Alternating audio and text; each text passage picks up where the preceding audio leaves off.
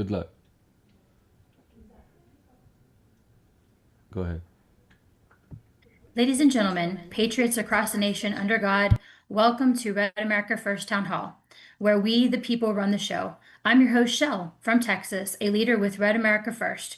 For 3 years, we've stood shoulder to shoulder, rooted in faith, driven by truth, and united under the banner of America First. Red for the blood of Christ, America First for the policies and candidates that defend our values. This is more than a conversation. It's a movement, a front line for truth, freedom, and a future worth fighting for. Tonight, we discuss Obamagate, Trump's tariffs, and much more. Let's get started. Tonight, we're honored to welcome retired U.S. Army Captain Douglas J. Ernest to Town Hall. A true patriot, Captain Ernest served on the front lines of Operation Desert Storm, embodying courage and discipline. As the founder for Corvette Warehouse, Dallas's premier Corvette dealership, he turned his passion into a thriving business, overcoming challenges with unwavering resolve. His inspiring book, The Spirit of a True Patriot, shares his journey of faith, resilience, and America pride. Join us as we dive into his story and discuss how President Trump's policies are fueling success for entrepreneurs like him. Welcome, Captain Ernest. Don't forget to join Pastor Point on Monday, July 28th, 2025. They will be interviewing Robert Borelli. We will hear about his incredible journey from a Gambino crime family rising star to finding redemption through God's grace. Join for a powerful testament to transformation and faith. Pastor's Point's goal is to share the gospel of Jesus and grow in the knowledge of the Word of God and encourage all to adhere to biblical principles. Here on Town Hall, we have several future episodes booked. Next Thursday on July 31st, we will be interviewing Scott Miller, author of The Most Dangerous Man in Washington, a pediatric physician's assistant and medical freedom advocate. Scott heroically pioneered life-saving COVID-19 treatments while challenging harmful hospital protocols facing intense backlash. And on August 7th, we will be having Jennifer Pippin, a passionate founding chapter chair of Moms for Liberty. As a dedicated mother and education advocate, Jennifer has fearlessly championed parental rights and transparency in Florida schools, serving on key state education committees. We need some support from our viewers. For those who have the will to help, our team relies on all the support of the viewers and donors. We appreciate the help. Even just $20 could help us on our national mission. Visit giveandgo.com, RedAmericaFirst/donate. For those joining the live stream, we are looking to grow our live panel. Panel members engage directly with guests, speakers like Gregory Wrightstone, and participant in the famous state-to-state intel round. Sign up at RedAmericaFirst.com. Add your state and that you want to be a panel member. Everyone, let's start with prayer. Pastor Wendy Stockhausen of South Carolina, host of Pastor's Point, will lead us into prayer tonight. If all of Red America First family members can bow their heads. Thank you, Pastor Stockhausen. Thank you. Father, we just come before you tonight, Lord, with just thanksgiving. Lord, we thank you, Father God, that we have the freedom, Father God, right now to discuss all of these things that you're shining your light upon, Lord. Your word says you love righteousness and justice. And Father, as your children, Father God, we are called to love the same, Father. And so we thank you, Lord, for the opportunity to just talk about these things and discuss them and the things that you bring to light, Father. Lord, we ask your blessing upon the interviewee tonight, Father God, and the interviewer tonight, Father. We ask your blessing upon this meeting. We ask, Father God, that it would just be edifying, and Lord, that your truth, that the truth would be spoken. Lord, may we seek you first in all that we do. May we put you first in all that we do and say. And we just ask these things in Jesus' name we pray. Amen. Now, Rob Ohio, a founding member of Red America First, will do the Pledge of Allegiance. Pledge allegiance to the flag of the United States of America and to the republic for which it stands, one nation, under God, indivisible, with liberty and justice for all. Amber Stockhausen from South Carolina will sing the national anthem tonight. Thank you very much. Oh, say, can you see by the dawn's early light what so proudly we hailed at the twilight's last gleaming, whose broad stripes and bright stars through the perilous fight o'er the ramparts we watched were so gallantly streaming, and the rocket's red glare, the bombs bursting in air, gave proof through the night that our flag was still there. Oh, say does that star-spangled banner yet wave o'er the land of the free and the home of the brave?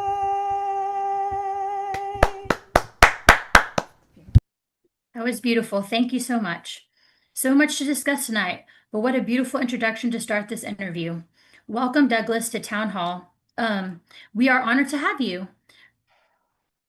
The pleasure is all mine, and I'd just like to say thank you to Rob and to you, Shell, and to Pastor Wendy, everybody that put this together. I can't say enough about all the emails and the back and forth and all the work that went behind the scenes to put this together. So for that, I am extremely grateful and thank you. Awesome. Douglas, before we dive into the latest developments with Trump's tariffs and your book, The Spirit of a True Patriot, can you tell us a little bit about you, where you grew up, what are your hobbies, but no spoilers for the interview? My pleasure. All right, I grew up in a town called Milwaukee, Wisconsin. It's a manufacturing town about 30 minutes north of Chicago, and most people consider it a small city outside of Chicago, similar to what you would call Dallas-Fort Worth. You know, you can drive from Dallas to Fort Worth in 30 minutes. Same thing when you go to Milwaukee and Chicago. There's one highway that goes back and forth, and it's all interconnected. It's a pretty tough town. You know, it's a town of manufacturing, hardworking folks, good people. Very hardworking people. And when I grew up, there wasn't a lot of opportunity there. Most people that I grew up with ended up getting job in factories. A lot of people work out in the field. There's some farming in that area when you get a little bit outside of the city, but there's not much opportunity. So trying to follow in the footsteps of my family, my uncle, my grandfather, and my other uncle, I decided that I wanted to join the military. So I graduated school early. And I left for the Army at the age of 17. And I signed up for something called the Army Infantry. And I really didn't know what I was getting myself into. I knew that it was weaponry and so forth, but I really didn't understand the concept was what was about to come to me. I just followed in the footsteps of what my grandfather had done because he had joined the Army when he was 17 years old and went to the Korean War. So I decided I was going to take this plunge and I was going to join the Army thinking I was going to get some college money. And I did. I got $18,000 put in my GI Bill, my Army college fund back then, but something happened drastically. I joined in June 30th of 1990, and on August 2nd, Saddam Hussein invaded Kuwait and committed some of the worst atrocities that we've seen since World War II. And we decided as a nation, and George Bush, our president at that time, pushed us forward and found a way that we were going to activate our mobilize our military, both active duty and reserves, and oust the Saddam Hussein and the Republican Guard outside of Kuwait to give these people freedom, liberate, and open up back the oil that had been taken away from these people and bring justice to that part of the world in the Middle East. So within 6 months of joining the military, unbeknownst to me, I was in a battlefield. I was out fighting a war and I was only 18 years old. I had planned to make a short career of the military, 2.5 years, but I wound up, you know, by the grace of God, spending the next 20 years of my life in that theater, being a soldier, and later went on to be a captain. And, you know, he asked about my hobbies. My hobbies are pretty much, you know, taking care of the kids. I have 6 beautiful children.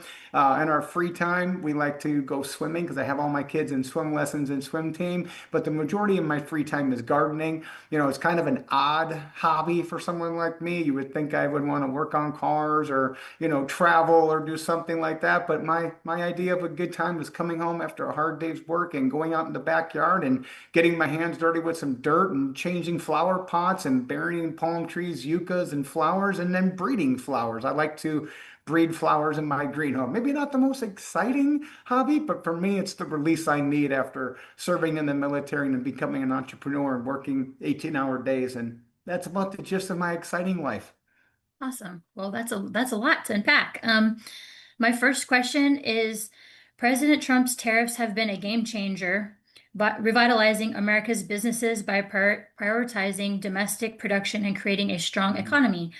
How have these tariffs positively impacted your operation at Corvette warehouse, particularly in the auto industry? Shell, that's a great question, and you just nailed it. It has completely catapulted our business. For the last 4 years, my business has had the worst history of the 30 years I've been in business. Now, I served in the military and I simultaneously had a small business. I used to do Corvettes for a hobby when I was younger, buying and selling and trading parts, going to swap meets. And when I go to different cities as a kid, I mean, a kid 25, 30 years old, I would always buy cars out of the newspaper and I would sell parts of cars. And then I'd ship them back to the city I lived in, Dallas, Fort Worth, and use it as a base. And I rented a very small shop ever since I was about 25 years old and kept my stuff there. So this business has been around for almost 30 years. And I have worked my tail off. I have invested my entire life savings in this business. In the last 4 years, my business has been decimated. I completely ran out of cash. I spent all my money to sustain my business and keep it alive.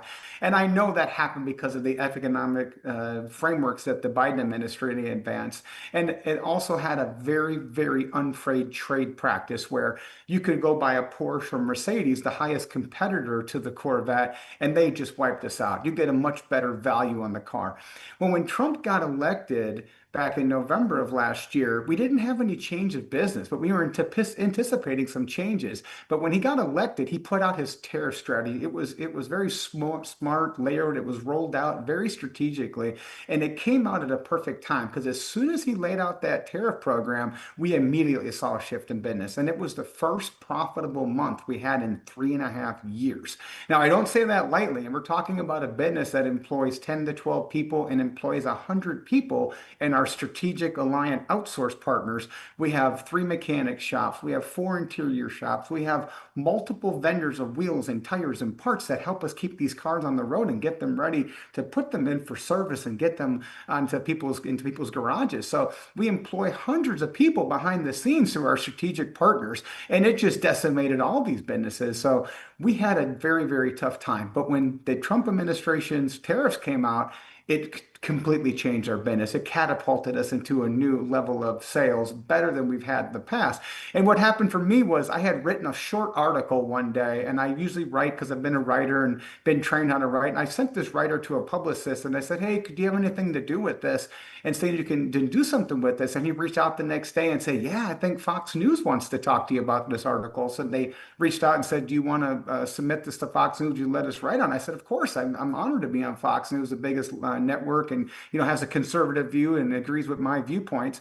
So I sent it in to him, and the next day they called me and said, "You want to be on TV?" And I was like, "Wow, that's pretty surprising." And the next day I was on TV, and instead of getting 15,000, 20,000 hits on the social media, it was 503,000 views that day on the social media, which for me was shocking.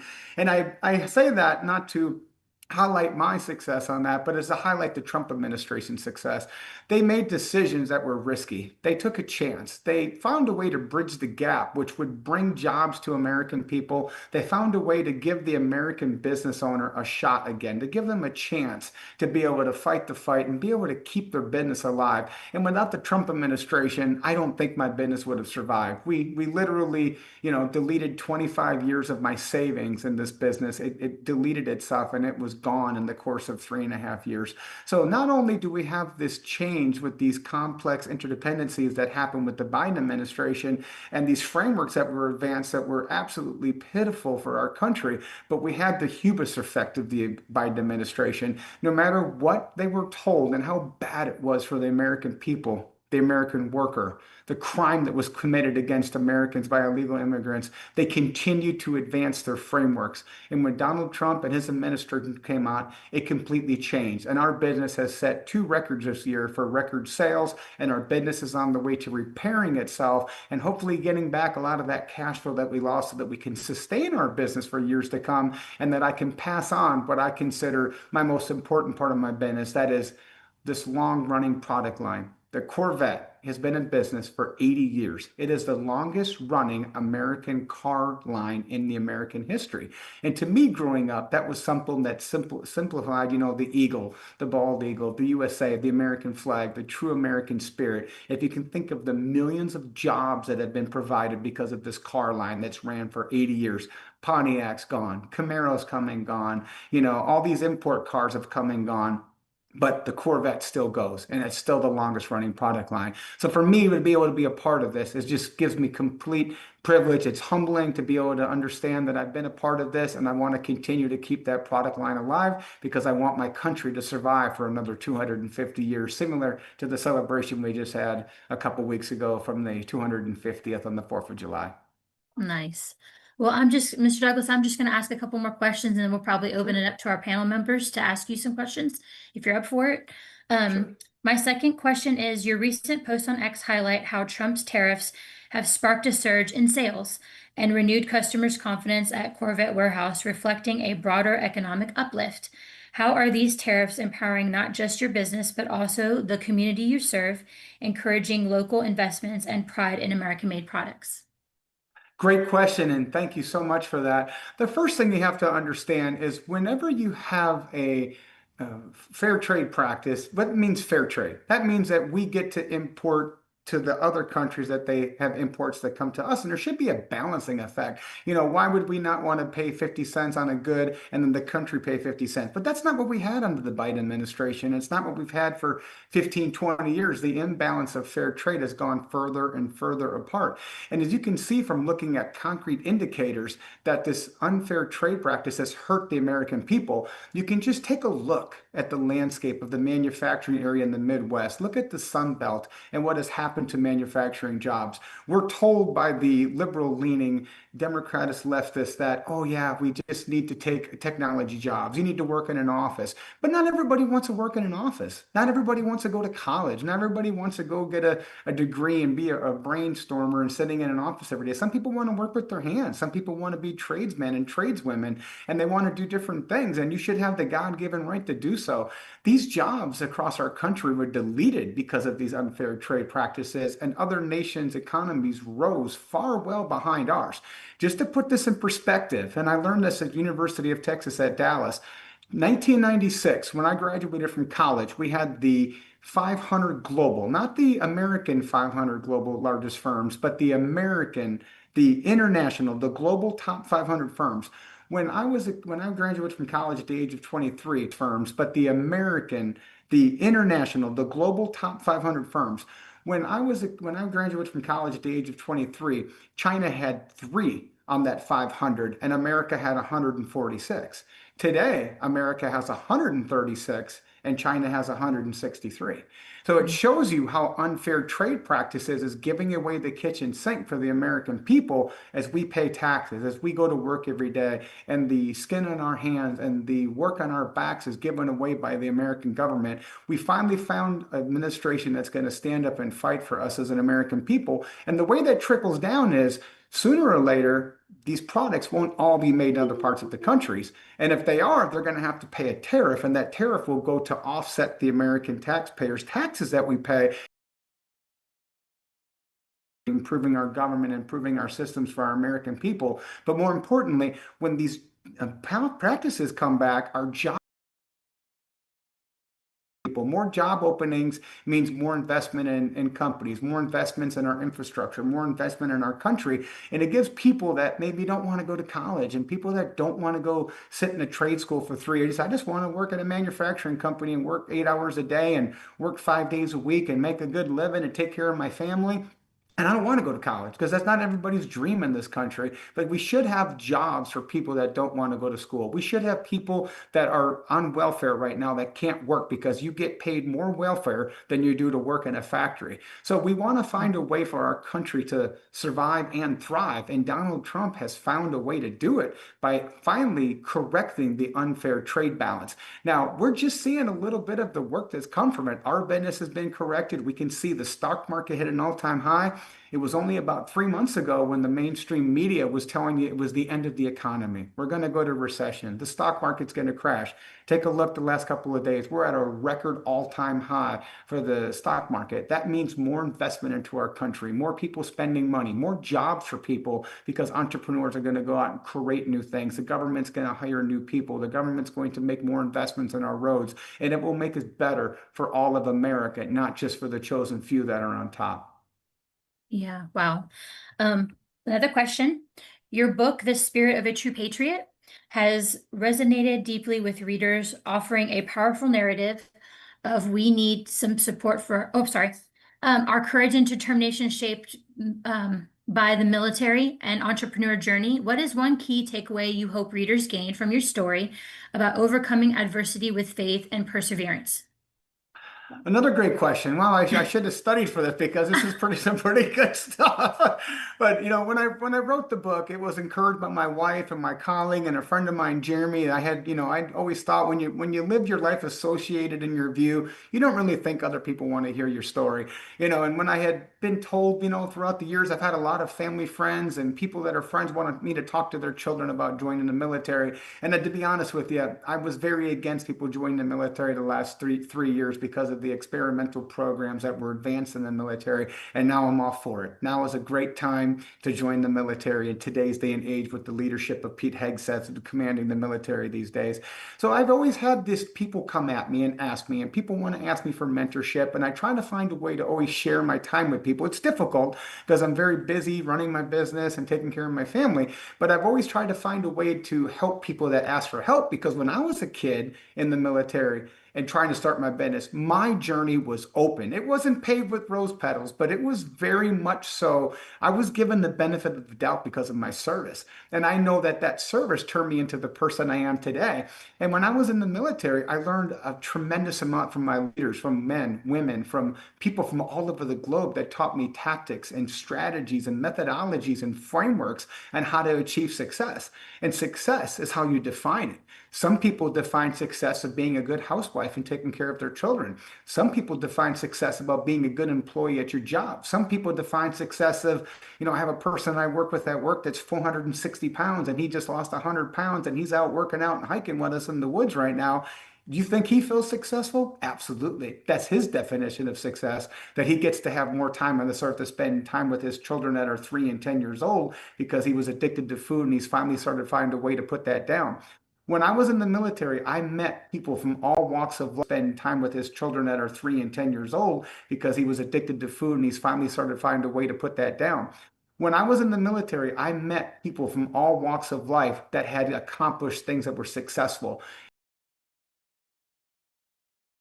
And the strategies and the techniques in order to improve our team, in order to be the best we can do so that we can fight the fight and be great war fighters.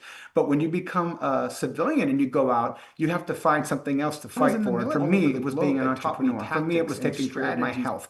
And I used those tactics and strategies I learned in the military and transformed them into my civilian world and used them. And that's the reason I was able to stay in good shape and take care of my health. That's the reason I was able to launch my business and keep it alive for 30 years, which defies the odds because most businesses don't make it 2 years in our country anymore. And I was able to keep my team alive, keep my spirit high, and I've overcome adversity. I didn't create these things. I was taught these things by great leaders in the military. And in the book, I put the tactics and strategies and I talk about these things. You pick your goal. You define how you will live life on your terms. And if you want to be a great father, if you want to be a great mother, if you want to be a great patriot, if you want to do something that's, a nonprofit that you want to do to serve your community, and you can use these tactics and strategies in this book to be able to advance your life and make life better for others and make society better for other people that you choose to serve. Well, that sounds wonderful and very heartfelt. Last question. How you transformed your love for Corvettes into a thriving business, embodying the American dream. What lesson from your book would you share with aspiring entrepreneurs about channeling their passions into purposeful, impactful ventures? Another great question. And what I would tell anybody that wants to start their own business, if it's been done before, you can do it. I get asked from people that are in their 60s and 70s today, family members, why would I want to start a business now? I've been in a job for 20 years. Why would I want to do that now? I can't do it. No, I say, if it's been done before, you can do it. You can do it by modeling the behavior of other people. I didn't create these ideas on how to start a business. I modeled the behavior of other people that had came before me. And yes, I might have increased the size of my business. It might have capitalized. I might have tried different strategies that worked well and increased the financing or the levels of my business compared to what these people that mentored me as a kid. But you can do anything that's been done by another human being. And what I would say is number one key to being an entrepreneur is having passion and having a drive, being able to say, yeah, I'm going to work 14 hours a day and I'm not going to hate it. I'm going to find something I love. I found something I love because my uncle had a Corvette when I was a kid, and then I was 9, 10 years old. He pulled up in that car, and that signified it was a symbolic effect for me that he was a Vietnam veteran, that he was a leader in our family, a leader in our community. He was so highly respected among people in my family and his friends, and he was the go-to person in our family. And I idolized him. And today he's 83 years old. He's still alive and well. He's not moving around like he did when I was a kid, but he's still alive because he takes such good care of himself. And I want to model his behavior because I want to live to be 83 years old and be healthy and be mobile when I'm his age. So I would say you pick your number one passion in life, whatever that is. And that can be submitting yourself to the Lord and serving in your church. It can be serving your community and helping the homeless. It can be helping veterans, or it can be an endeavor to go make a lot of money and start your own business and then use that money to help your cause or whatever you'd like to do. Number one is having your passion. Number two is connecting with other people and creating a good team that will stick with you through thick and thin. And number three is finding a way to launch and just getting the momentum and getting started. And finally, immersing yourself in knowledge. I've read thousands of books over my career about how to be an entrepreneur, how to start a business, how to understand Corvettes and learn from them. And you have to have this constant and never-ending improvement. The Japanese coined that term kanai, constant and never-ending improvement. If you pick something you love, you would go buy books about it. You would study, you would learn about it. You'd watch YouTube videos. You'd connect with the channels on Instagram and social media and try to immerse yourself in it, because once you become an expert, it only takes 10 years and you're an expert for life. And I consider myself an expert in the Corvette business because I immersed myself in it. I read some of these books 300, 400 times about Corvettes, and now I have a great operational knowledge of Corvettes. And you can do the same with whatever industry you're in, and that can be community. It can be family. If you want to be the best mother and you want to serve your family, read parenting books. I got a parenting book sitting on my desk. I've read this book 20 times, and I think I got another 100 times to go before I become a master of it.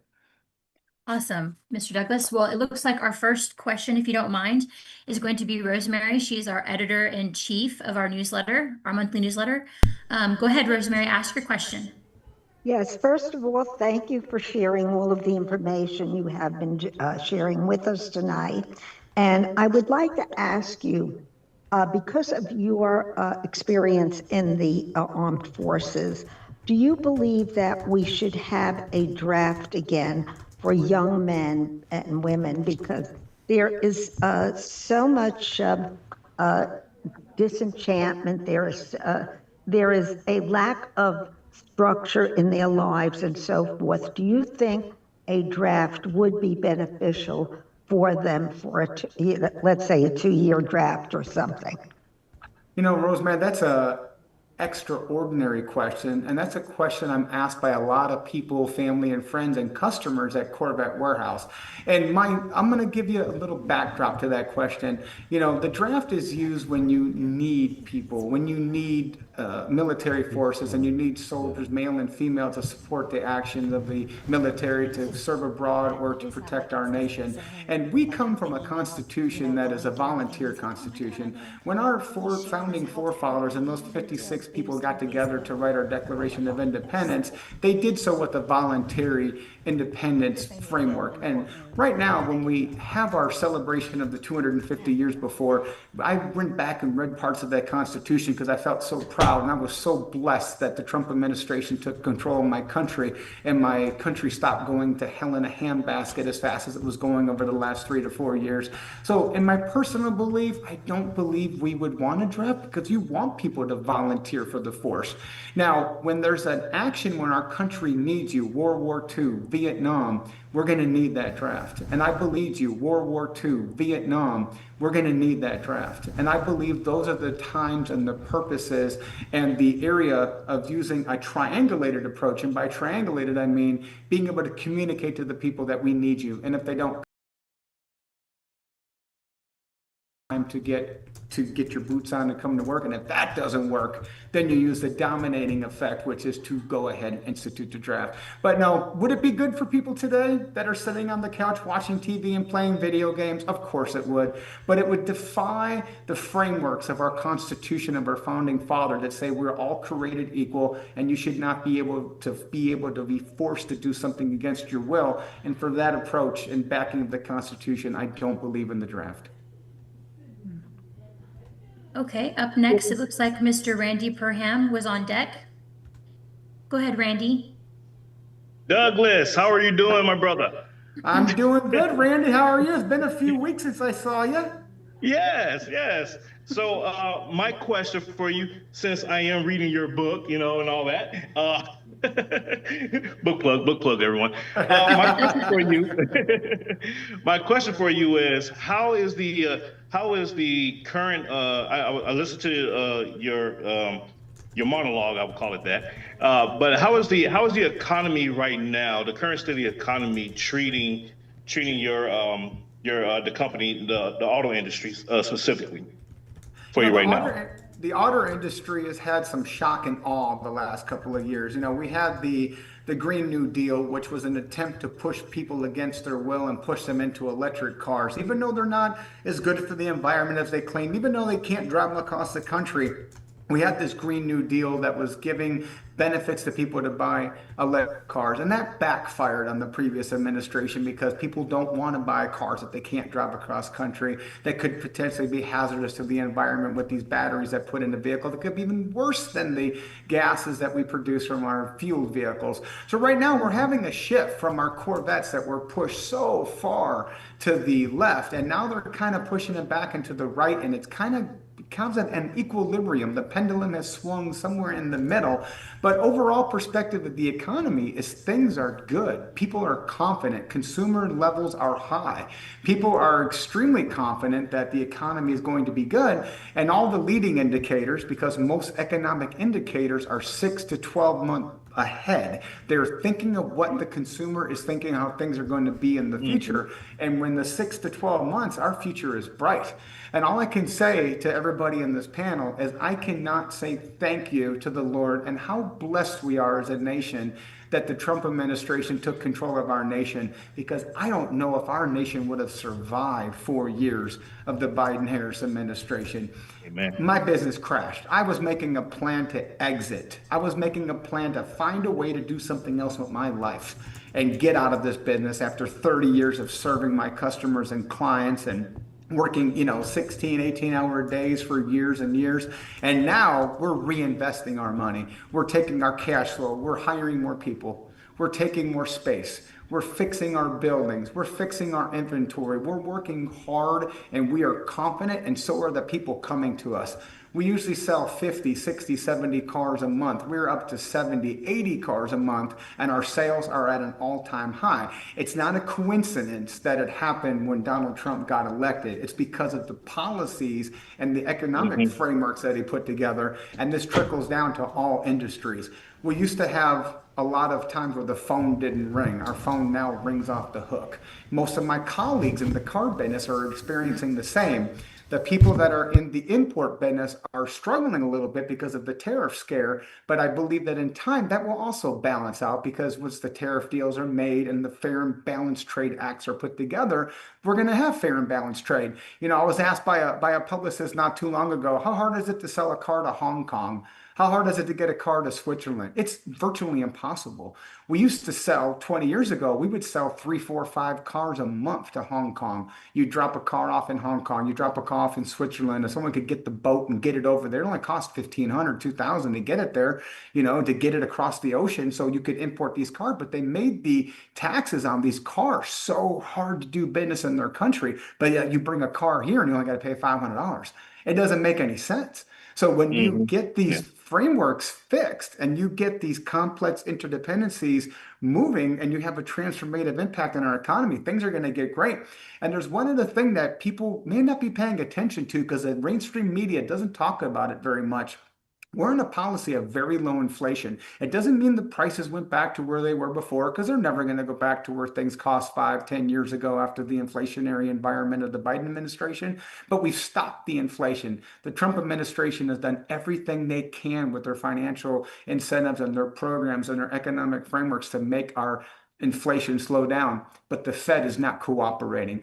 To my perspective, the Fed lowered rates during the Harris voting run when they were trying to get Harris elected. They lowered the rates during that when the inflation was high, but when Trump's in there, they won't lower the interest rates right now. And I believe that's political. That, in my view, most people in this panel would probably agree with that because they don't believe in the perspectives and the methodical frameworks of the Trump administration, so they're fighting back. So I believe once that interest rate comes down, we're going to see massive growth in this economy. And I know from the previous administration's economic policies how good it was for our business, how good it was for my sisters and brothers in business, and how good it was for everybody in this nation when we had the lowest unemployment among all demographic factors across all races, across all spectrums, middle income, lower income. It was the lowest time of welfare for our history of our nation. I think those times are on the horizon, are going to be here sooner than later.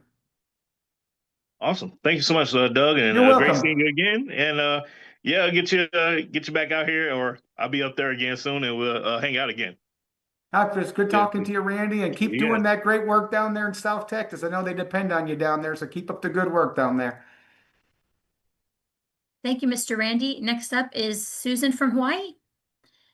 Susan, go ahead with your question. Thank you. Aloha, Doug. Thank you for joining us today. I really appreciate your joyful spirit. I can tell you really, really love what you're doing. And I had to ask this question because Trump has spoken various times about future technologies and in the automotive industry. So can you give us a sneak preview? Are you applying some future technologies to your in your factories there? That's a great question. And, I'm a creature of habit. That's something that my wife always tells me. I'm hard to embrace change. And that's one of the difficulties of being a human species, and that you don't want to affect change. My cousin Paul, who works with me at the dealership, we served in the military together when we were younger. They came to his office a few weeks ago and they said, you got to stop using your paper and pen and you got to start using your computer for this stuff. And he said, I just don't want to change. I'm comfortable doing it like this because it's hard to change. And I too have been hard to change. If you look at some of my policies and my practices and my business, it's old school. I'm one of the first people that finally was working with a company that did back 30 years ago, when people that are in this group that are a little bit older, then they had long distance. I worked with one of the companies first that had these long distance boxes that you could buy for $60,000 and not pay long distance fees, and people could call you for free. And I thought that was technology and innovation. And now there is no such thing as long distance charges anymore. It's a thing of the past. So right now, what we can see with the technology changes, it's mostly related to AI. And you can see this with the stock price of all these AI companies going through the roof. We saw 4 trillion a couple weeks ago. I remember seeing on the front page of the Wall Street Journal, just a massive amount of wealth that's being created from AI. So the way that I'm adapting AI, and that's been a shift in our business, which has been something that I didn't see coming. About 5 years ago, we sold the majority of our cars in person. People wanted to buy a car. They would fly in from Florida, they'd fly in from Alaska, they'd fly in from California, they'd look at the car, and then they would drive it back. And that was the normal way we did business. Well, when we had the pandemic, it shifted a lot of us online. And I never did a Zoom call prior to this. I did most of my speaking in public in person. I would speak at the university in front of people. I would drive an hour and a half to go speak at a university university, do my speech about entrepreneurialism, about growth, or about whatever subject we were talking about that day. And now we're doing this on the computer. I could never fathom being on a Zoom call. I would think, who would want to watch this on TV when you want to go do it in person? We all know it's much harder to do it in person because you have to travel, you have to get a hotel, you have to get food, you have to take time off of work. And this is so convenient and so easy. It's an example of change and embracing change. And I've become used to it, and I find a way to embrace change. Right now, our biggest changes in our business is going to be AI. And right now, we're in the process of implementing many products AI. Number one is the credit funneling AI, where people can use AI to funnel their credit. Right now, you don't have any idea, but your phone is tracking you everywhere you go. I know we don't like the feeling of Big Brother, but it's Big Brother and Big Sister on steroids today. Our car advertisers tell us, hey, did you talk? They'll send a message to me and say, did you talk to this person? They were at your dealership. How do they know that? The advertiser, when you're looking at a car online, they know that you looked at that car and they know you went to the dealership. To me, that's fascinating. I had no idea. So when I go get gas up the block, they know I got gas, these technology companies. So AI is going to transform our business. Now it's going to be revolutionary for us because we're going to be able to do more things in a shorter period of time. But it's also something that we got to watch out for because we want to make sure that we're not giving these robots and these computers power as we have as a human being. We have to be, as human beings, the ones that control AI. We have to be the ones that can control these robots. You know, if you keep an eye on Tesla, they have our robots coming out. We're going to see mass production of these Tesla robots that come out this Christmas. They're estimating $20,000. You'll be able to buy a robot to put in your home that's going to be able to cook you dinner. Now, that sounds far-fetched to most of us, and I can't imagine a robot cooking food for my children, but it's going to be here before you know it. And we're estimating mass amounts of mass production robots are going to be on the marketplace, and Tesla's going to lead that front.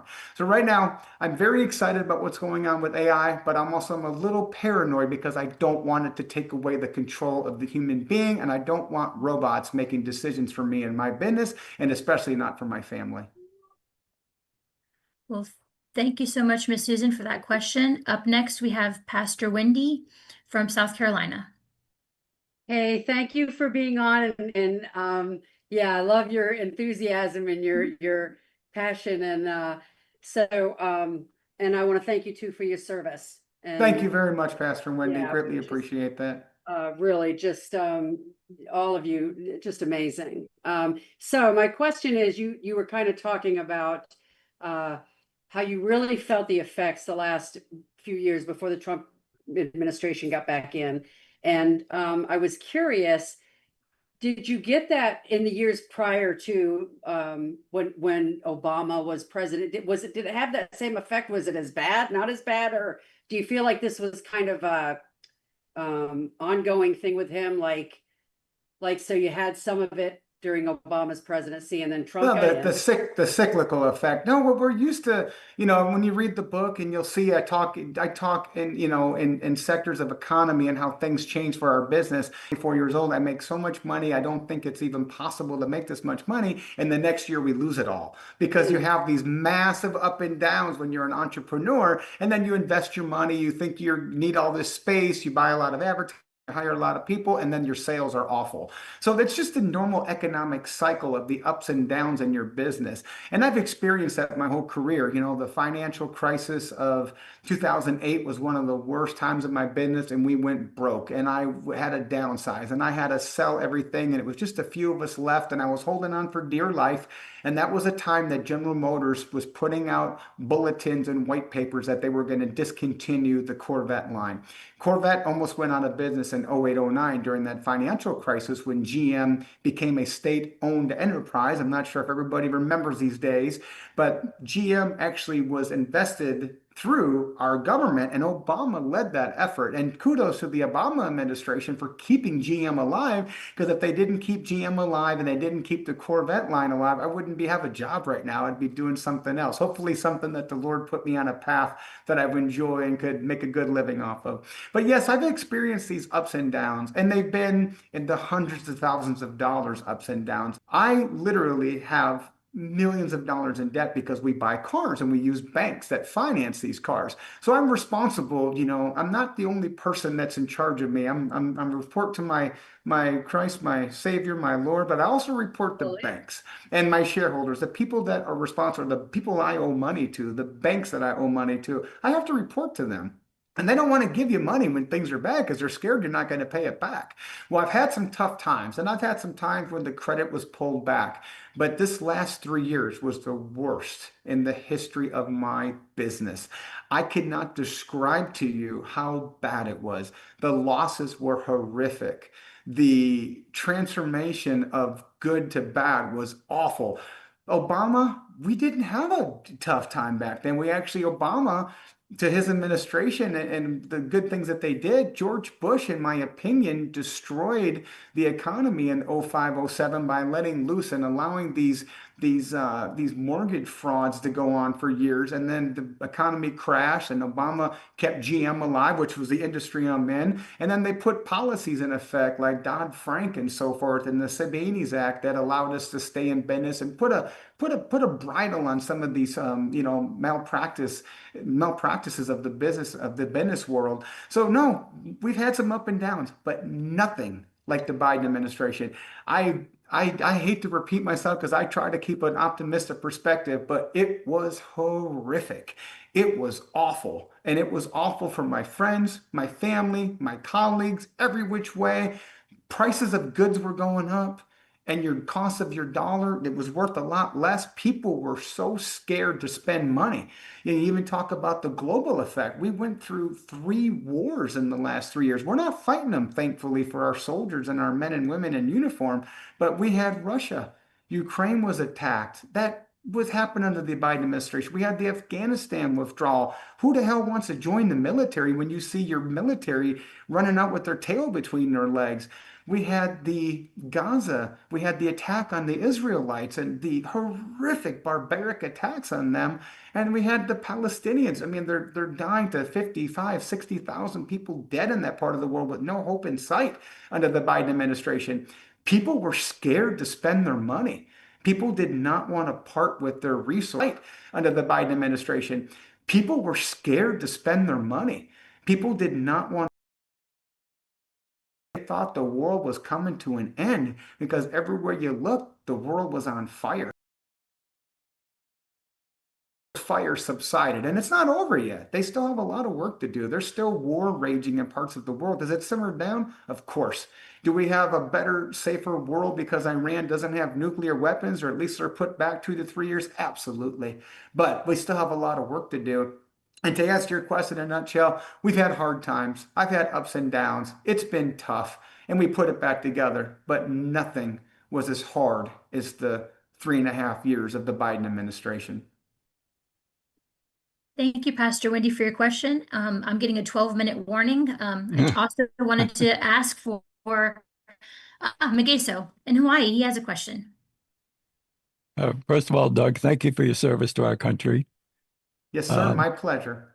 Mike, and our country and the tariffs that Trump brought in. You're a great spokesman for Trump and this tariff program as well. Your enthusiasm is catching. But I'm going to turn to your. I'm going to turn more to your hobby. Now, you mentioned your business was down during the administration, and then came up when Trump became into office, introduced the tariffs, et cetera. Mm-hmm. So when you were working with your plants and in your garden during the Biden years, you probably had a little bit of low energy or lower vibration. With your vibrational shift into the Trump years and the tariffs, have your plants thrived at the same time? That comes from the gray hair and all the years, because you nailed it on that. Back, plants, and looking out behind my window, I have all my exotic plants, and most of these plants we've grown and in my life. I always had no problems. Tell myself, some people go on vacation, some people, buy fancy clothes, I buy fancy watches, I don't have any.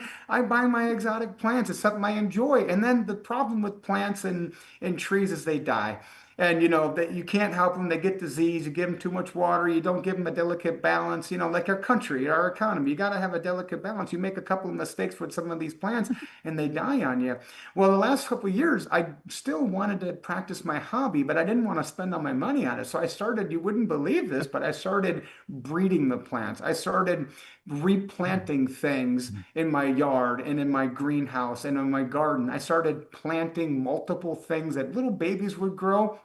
I really didn't pay attention to them in the past. I started harnessing them and giving them vitamins and giving them stimulants and steroids, plant steroids to get them to grow faster, and buying all these things from Home Depot and not spending money. Because if you look at the cost of gardening, a plant that used to cost $3 now costs $12. It was shocking. I would go to Home Depot and Lowe's and say, I can't buy anything. This is nuts. I can't a carton of eggs, $12, a gallon of milk is $11, and a plant that used to cost $2.50 is now $11. So I stopped buying a lot of plants and I started reusing the same things I had and breeding. And I had a conversation with my wife earlier today. I said, did I put too much purple succulents out there? And she says, no. The good thing is we didn't have to buy them. We just kept growing them in the greenhouse and we planted them out there, and it's good. And now that I started doing that, I enjoy it. And this was one of the years that I spent a little bit less money, because I would say, when the economy goes bad and your business is suffering, the last thing you want to do is spend money.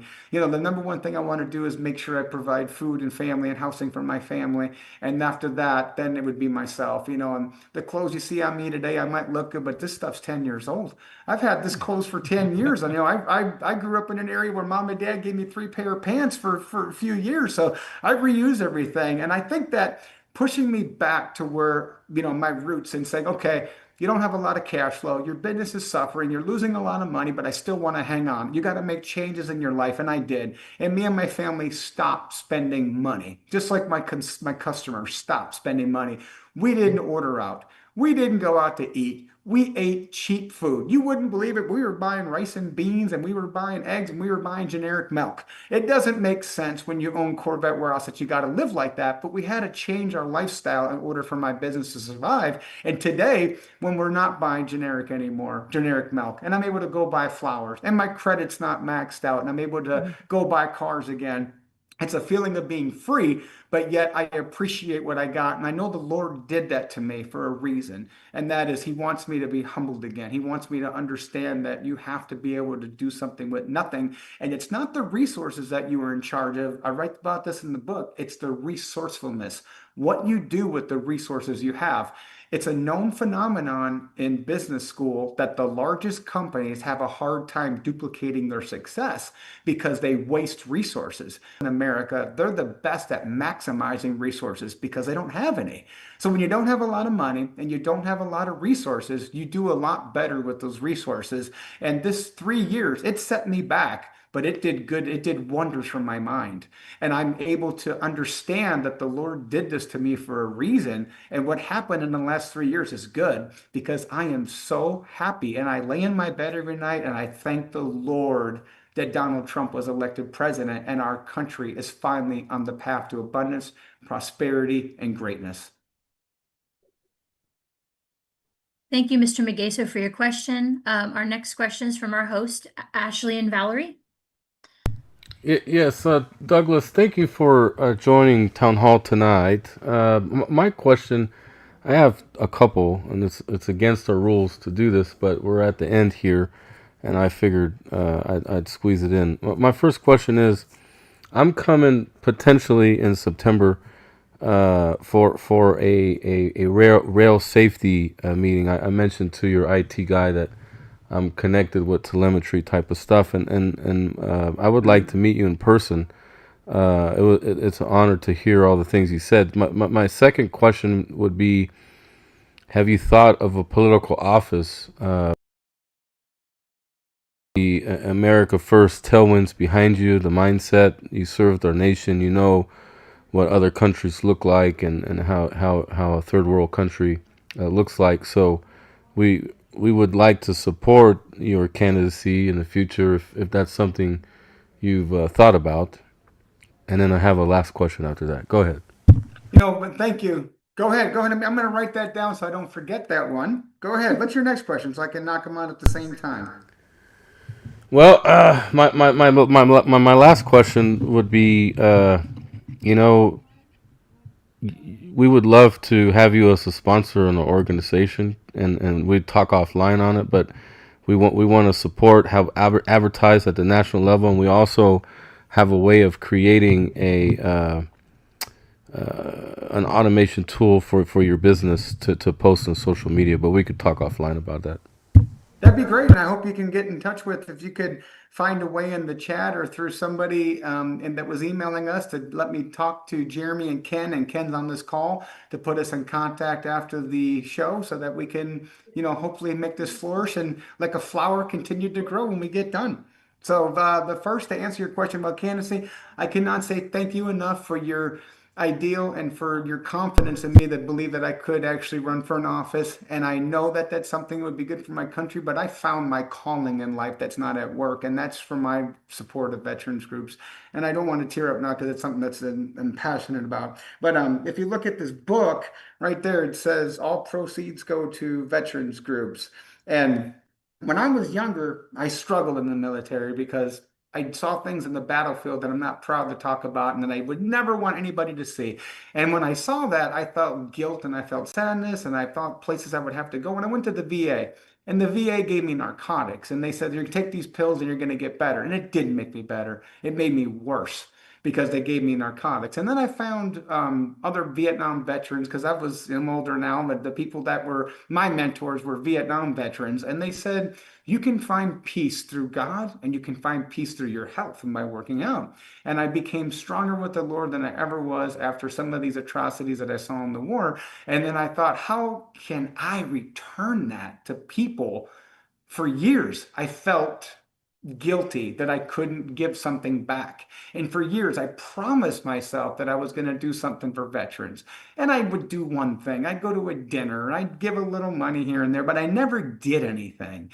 And then one time, when Jeremy, the guy that helped me, encouraged me to write the book, he's also the author of the book, How to Make $100,000 as a Waiter and so forth. He said, what can you do with? I said, man, I'm just going to try to find a way to incorporate my book to veterans groups. And I started becoming involved with veterans groups, and I found my calling. And that is to be able to support my veterans groups. Number one, Cowtown's Warrior, Homeless Veterans for America, these groups that put together veterans that are working, that saying you hear, you can lead a horse to water, but you can't make him drink. I was one of those people. I've gotten out of the military 3 times before and gone back in because I could not find my place in this world. I could not find the place that I belong.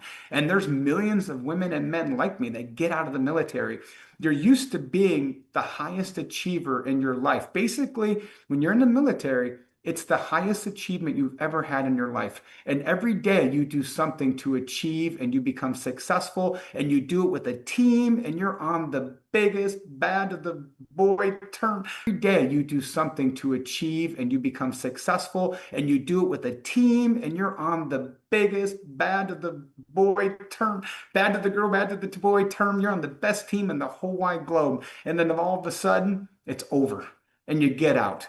And you feel like you can never duplicate that success again. And it gives you a feeling of low. And then you take into effect being in the war, which most of our soldiers have been in war for the last 20, 25 years, with multiple conflicts in Iraq and Afghanistan.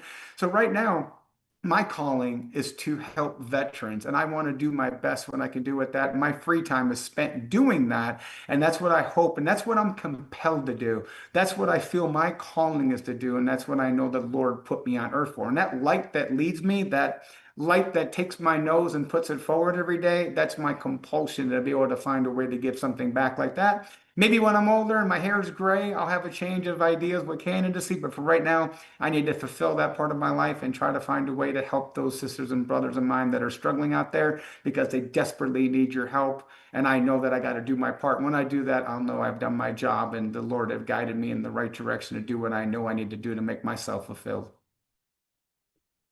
Thank you, Ashley, for that question. Douglas, I have one more question. Can you share your experience with us tonight, and will you come back in the future? My experience on this group has been great. And, I have had, as I mentioned before, in my career in the military, I have had the best leaders. I can't speak of one person that I can say did me wrong in the military. You become a family. It doesn't matter where you're from. It doesn't matter what state you came from. It doesn't matter what part of the globe you came from, your parents immigrated from. When you're in the military, you're one. You can go meet somebody at the restaurant tonight and say, I was in the Air Force. I was in the Army. I was in the Marines. I was in the Coast Guard. And you're immediately united. You're immediately know that you're on the same team. Your ideals are just like mine. You love your country. You're a patriot. You're someone that loves and adores your nation, and you understand the sacrifice that our sisters and brothers do and have to give up, and the sacrifices they make to be away from their families, to travel abroad, to risk their lives, and it makes you as one. And the same has been my experience when I've been on the trail with these patriots. Most people I have visited with in these groups, these town halls, these networks, everywhere I go to speak, I have nothing but encouragement, and people say thank you and great job. That same sense of camaraderie as I do as being in the military, and I felt it here tonight. You're not getting paid time from your work, your own personal time, because you love your nation. This because we want our country to survive. We know how fortunate we are of the globe, but yet the most of our nation doesn't believe it. The mainstream media tells us how screwed up we are and how bad we are, and we're racist and we're mean and we're awful and we do these things wrong and we need to fix ourselves. We don't need to fix ourselves better. We need to help other nations do what we do to make this world a better place. So I'm very, very empowered when I'm around people.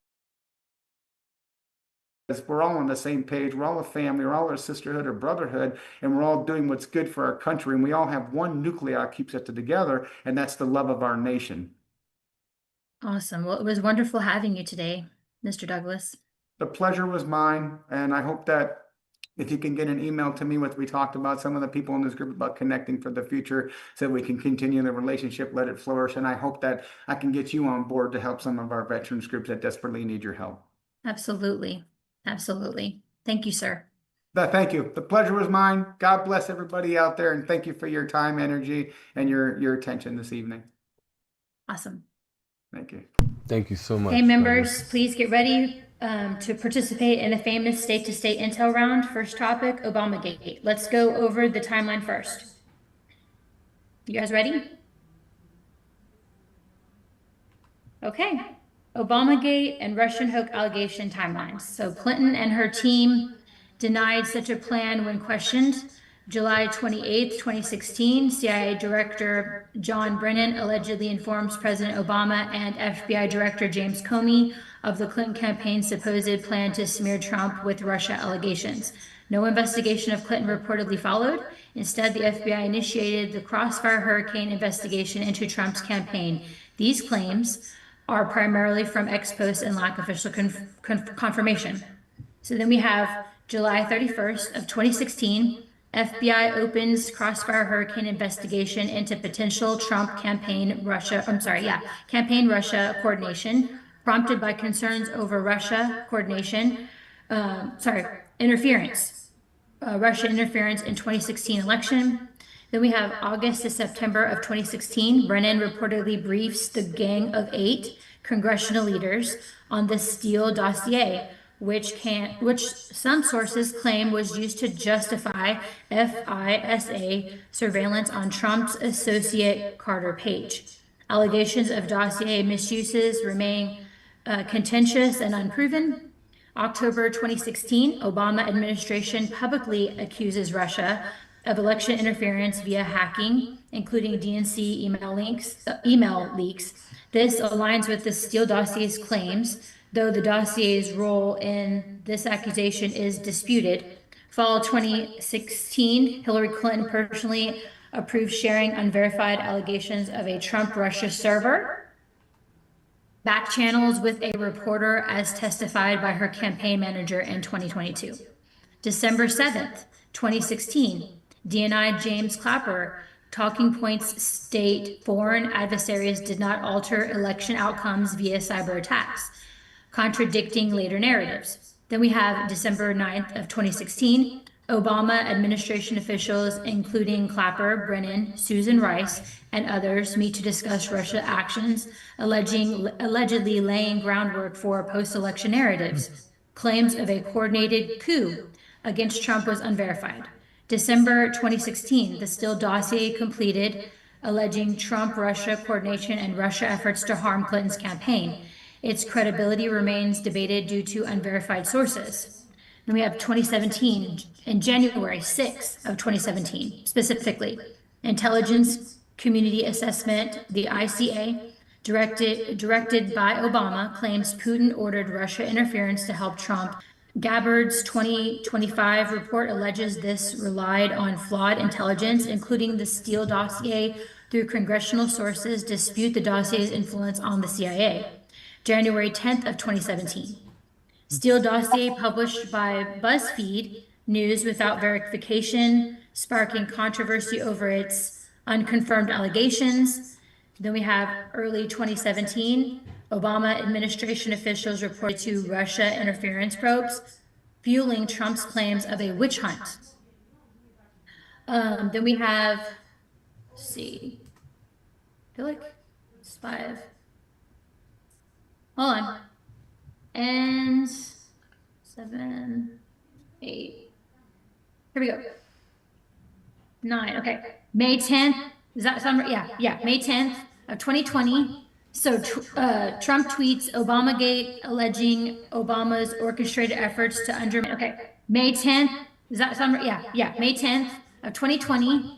So Trump tweets Obamagate, alleging Obama's orchestrated efforts to undermine his presidency, focusing on the FBI's Crossfire Hurricane and Flynn investigation. No specific crime is detailed, and claims are dismissed as baseless by some sources. May 15th of 2020, Trump links Obamagate to Michael Flynn's persecution and FBI actions, calling for Obama's testimony. Attorney General Barr downplays expectation of Obama investigation. 2020 bipartisan Senate Intelligence Committee reports confirms Russia interference to help Trump, contradicting Trump's narrative of a hoax. In 2022, March 31st, Clinton's campaign and DNC fined $113,000 by the FEC for misreporting Steele dossier funding, confirming their financial role.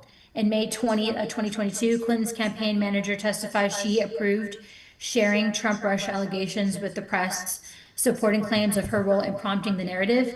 In 2023, May 16, Durham reports criticized FBI's handling of the Russia probe, citing errors but not directly implicating Obama or Clinton in treasonous acts.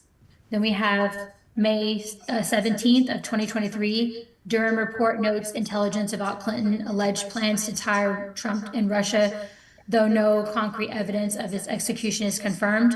In 2025, Russia, though no concrete evidence of its execution is confirmed. In 2025 of July 18, DNI Tulsi Gabbard declassifies documents alleging Obama's team manufactured the Russia interference narrative post-election, calling it a treasonous conspiracy. Congressional sources and Democrats dispute this, citing the 2017 ICA's validity and lack of evidence, tying the Steele dossiers directly to its conclusions. July 21st, Senate Judiciary Committee releases declassified DOJ IOG report, Clinton Annex, alleging FBI mishandling Clinton email investigation to protect her candidacy. These remain unverified for treasonous intent and Trump's state, though Democratic officials as misrepresentations. So that was this evening. Yes.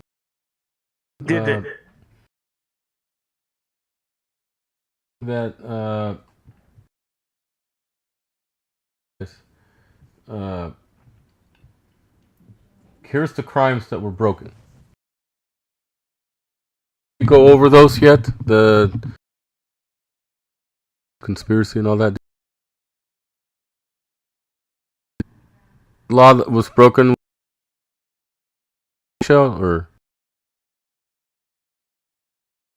I did Okay, not. okay.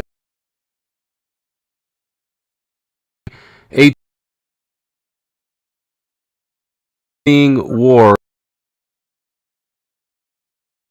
aid, and witnesses to a obligation, manufactured 2017 to subvert as a coup, enemy, and overt acts, as Russia wasn't a declared enemy and no direct aid is proven. So the second crime is seditious conspiracy, 18 U.S. Code 2384. Definition: conspiring to overthrow the government, oppose its authority by force, or delay law execution. Allegation: a soft coup to undermine Trump's presidency via the Russian investigation. Legal hurdle: this is going to require intent to use force, which is not evident in the allegations of intelligence manipulation or investigations. Now, election interference, 52 U.S. Code 30121, 18 U.S. Code 371. Definition: conspiring to defraud the United States or violate election laws, including foreign contributions to campaigns. Allegation here: Clinton's campaign funding the Steele dossier and promoting Russia-related allegations to harm Trump. Legal hurdle: the dossier funding was legal, and sharing allegations with the press isn't inherently criminal unless coordinated with foreign entities, which currently lacks evidence. Now we got wire fraud, 18 U.S. Code 1343. Definition: using electronic communications to execute a scheme to defraud. Allegation: misrepresenting the Steele dossier credibility to influence public perception or investigations. Legal hurdle: this is going to require special intent to defraud and tangible harm, which is hard to prove with unverified intelligence reports. Then there's two more. Espionage, 18 U.S. Code 793. Definition: unlawfully obtaining or disclosing national defense information with intent to harm the United States. Allegation: misusing intelligence, Steele dossier, FISA warrants to target Trump's campaign. Legal hurdle: there's no evidence suggesting national defense information was disclosed or that actions were intended to harm the United States. The last one is conspiracy against rights, 18 U.S. Code 241. Conspiring to injure, oppress, or deprive someone of constitutional rights. The allegation is undermining Trump's presidency, violating his rights, or the electorate's will. Legal hurdle: requires specific intent to deprive rights, which is difficult to prove without clear evidence of targeted oppression. So here is something that we need to think about as well: the president immunity situation, right? In 2024 Supreme Court ruling, Trump versus the United States, absolute immunity for core constitutional acts, okay, is no big deal. Presumption immunity for official acts within outer perimeter of authority. Rebuttal only with clear evidence that prosecution doesn't interfere with execution function. No immunity for unofficial acts, so like personal conduct. So look, the likelihood of this situation, if we think about it, it's a low percentage chance that anything's going to come out of it. And look, the news is spinning it. We love that the news is spinning it, but most likely 70% chance that there's no significant criminal charges that are going to be filed due to presidential immunity for Obama or statute of limitations for weak evidence. But look, we all are in agreement. A lot of crimes were broken. I'd like to get some reaction. First, let's call him Machiavelli, Florida.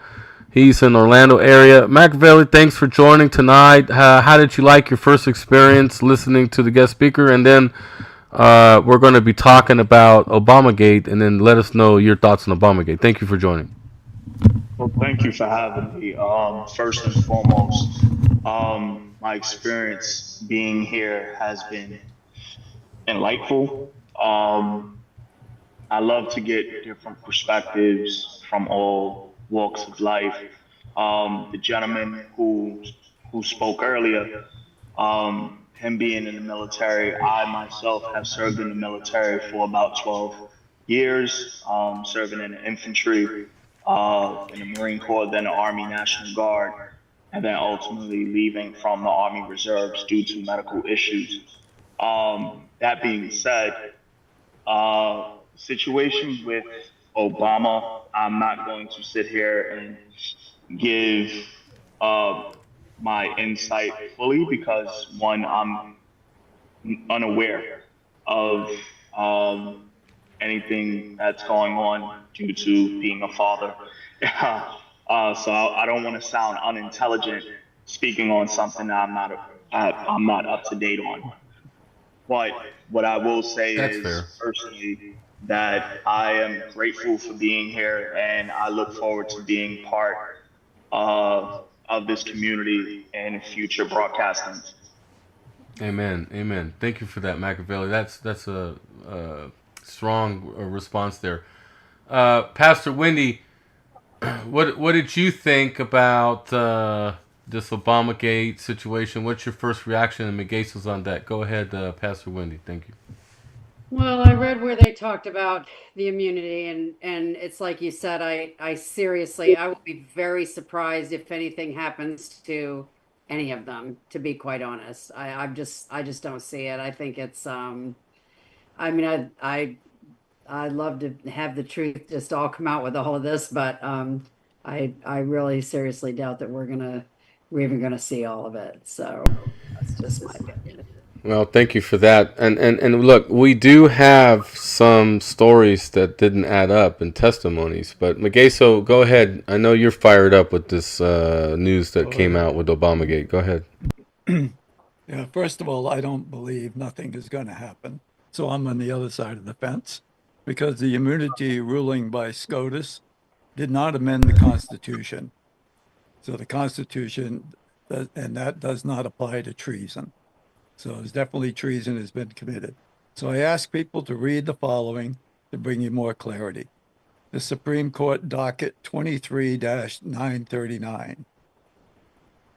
Also, read Title 47, Section 606 of the U.S. Codes.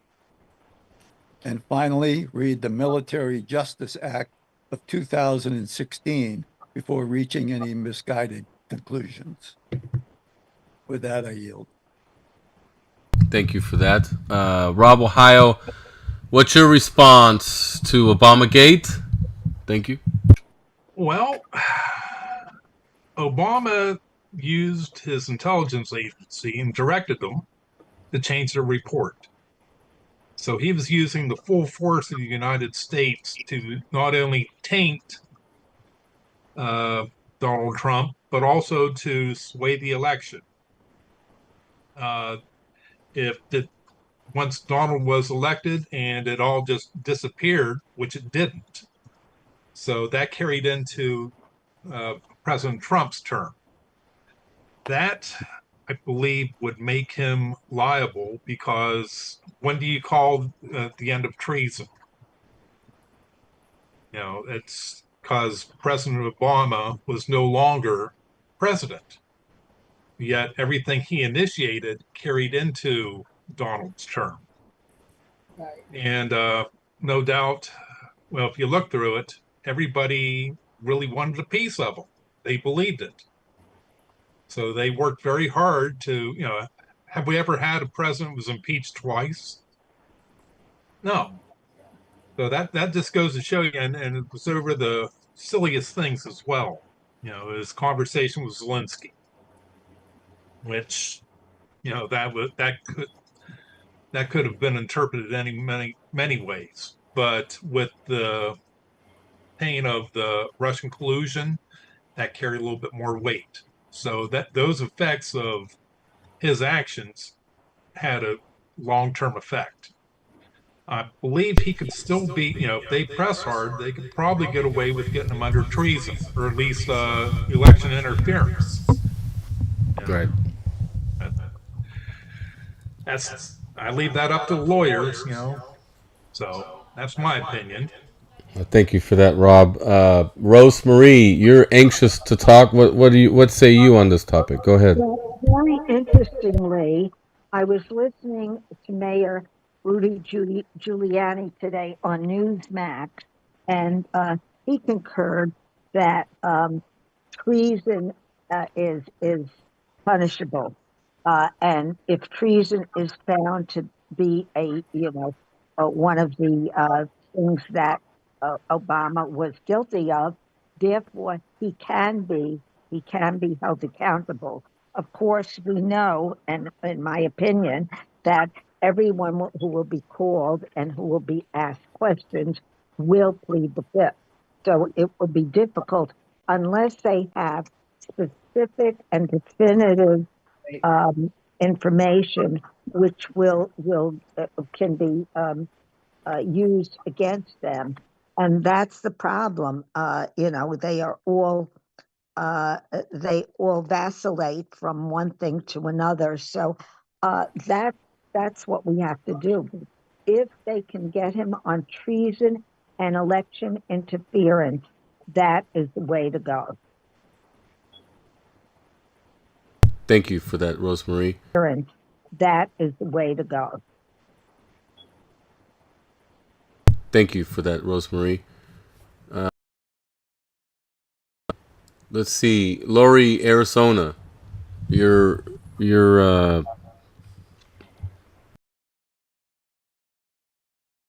follow us. What do you think about the Obamagate?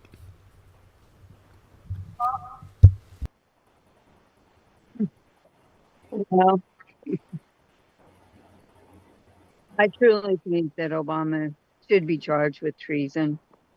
And I think all that he did to Trump, whether he initiated all of it, which I don't believe he did, but a lot of it, I do really think he should be charged. And he kind of sets a precedence, in my opinion, because he did so much stuff to Trump that isn't normally done to a sitting president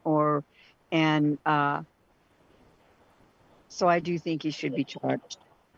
That's all. Thank you for that. Brett, Florida. How did you like the view tonight? And then what's your thoughts on Obamagate?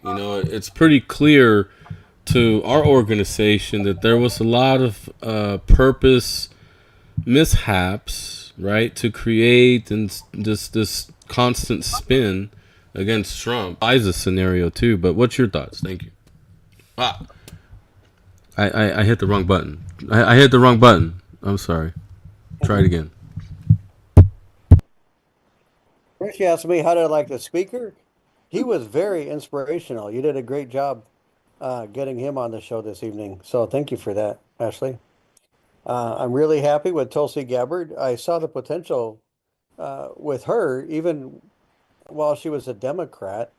I saw the gears turning, and I think she's doing a great job.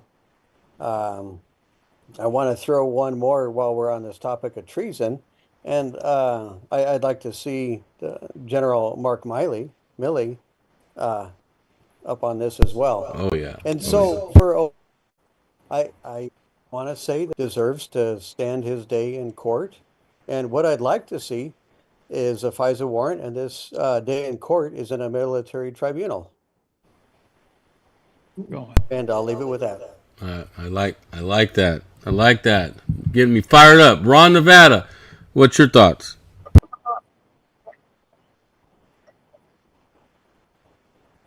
Hang him. He's guilty. And they'll ever be held accountable? I doubt it. That's my thoughts. Wow, Shell. Yeah. You have a lot. You have a lot of opinions on this topic. You might have some more intel. share what your thoughts are on this. Thank you. Okay, so they have this thing on forums called brownstoning operations. Those are catch them on tape with sexually abusing a child and use that for blackmail. Could this be a possible resource that they're using against the judges? I yield. Wow. Hard telling, not knowing. Interesting. But if they go through the military, Wow. Hard telling, not knowing. Interesting. but if they go through the military tribunals, that would take the judges out of the picture, wouldn't it? Becky's got a point. Megeso, you wanted to chime in, and then Victoria, Hawaii, we would like to get your perspective after Megeso. Go ahead, Megeso. Yeah, I just wanted to quickly reiterate that everybody's focused. Is there any other members that want to discuss Obamagate? And while we're waiting for others, like Sandra Nevada, maybe might want to chime in on this topic. I'm trying to unmute her. Maybe. Go ahead, Sandra. Hey, I had to switch devices. Can you hear me? Yes. What do you think about Obamagate? Well, them going to court and this and that. I believe it would be tribunal wise. And another thing well, my question is who is, you know how you get a prosecutor to agree to prosecute or indict somebody? You know how you get a prosecutor to agree to prosecute or indict somebody? What's the case in tribunals? Who does that indictment? Who performs the indictment puts an indictment on somebody? What would their title be? Because if it's not the Supreme Court, it would be military. So who would that be? That would be the brig, the jail there. But it becomes a federal crime. Yeah. Anything military is a federal crime. But I do think we're going to see something happen with that. I think it's going to happen. I think that they're laying out the subtle hints, like they have to, because they can't freak everybody, the whole United States out, because we've seen what happens when that happens.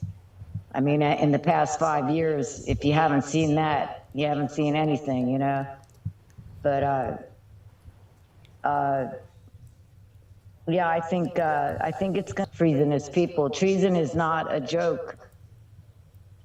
well, Sandra, on that, And that's what it needs to be taken as. Sandra, real quick, what do you want to share of what's going on in Nevada, or something intel related that you want to bring up? Go ahead.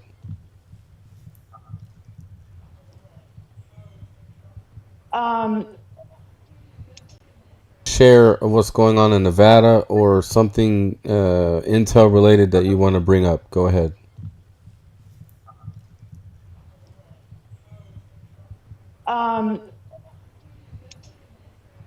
I don't really have any intel, except for that yesterday I noticed Tulsi Gabbard has really been putting the word out about this too. Sure. Yeah. Go ahead. And then Becky wants to chime in. Go ahead.